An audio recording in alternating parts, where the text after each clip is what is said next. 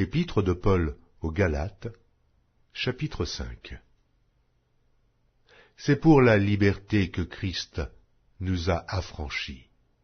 Demeurez donc fermes, et ne vous laissez pas mettre de nouveau sous le joug de la servitude. Voici, moi Paul, je vous dis que, si vous vous faites circoncire, Christ ne vous servira de rien. Et je proteste encore une fois à tout homme qui se fait circoncire, qu'il est tenu de pratiquer la loi tout entière. Vous êtes séparés de Christ, vous tous qui cherchez la justification dans la loi.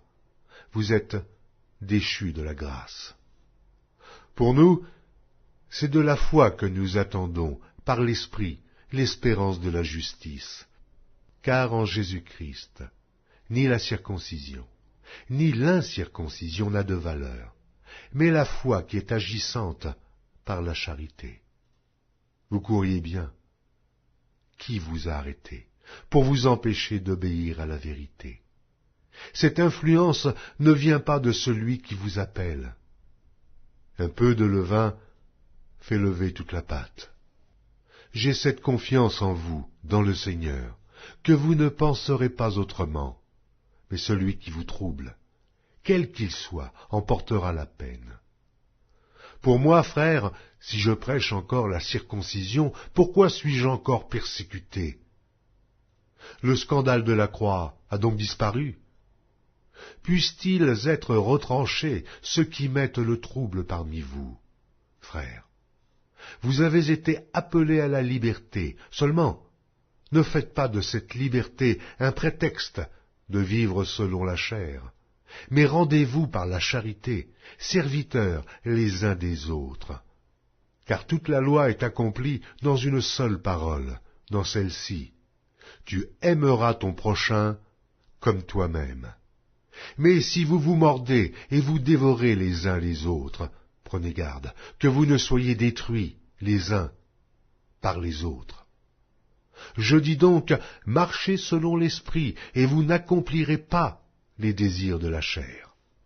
Car la chair a des désirs contraires à ceux de l'esprit, et l'esprit en a de contraires à ceux de la chair. Ils sont opposés entre eux, afin que vous ne fassiez point ce que vous voudriez. Si vous êtes conduits par l'esprit, vous n'êtes point sous la loi. Or, les œuvres de la chair sont manifestes.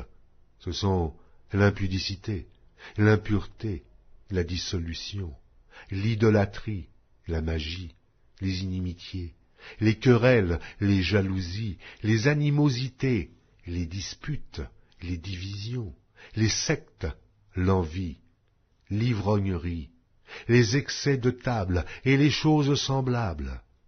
Je vous dis d'avance, comme je l'ai déjà dit, que ceux qui commettent de telles choses n'hériteront point le royaume de Dieu. Mais le fruit de l'esprit, c'est l'amour, la joie, la paix, la patience, la bonté, la bénignité, la fidélité, la douceur, la tempérance. La loi n'est pas contre ces choses. Ceux qui sont à Jésus-Christ ont crucifié la chair avec ses passions et ses désirs. Si nous vivons par l'Esprit, marchons aussi selon l'Esprit. Ne cherchons pas une vaine gloire, en nous provoquant les uns les autres, en nous portant envie les uns aux autres.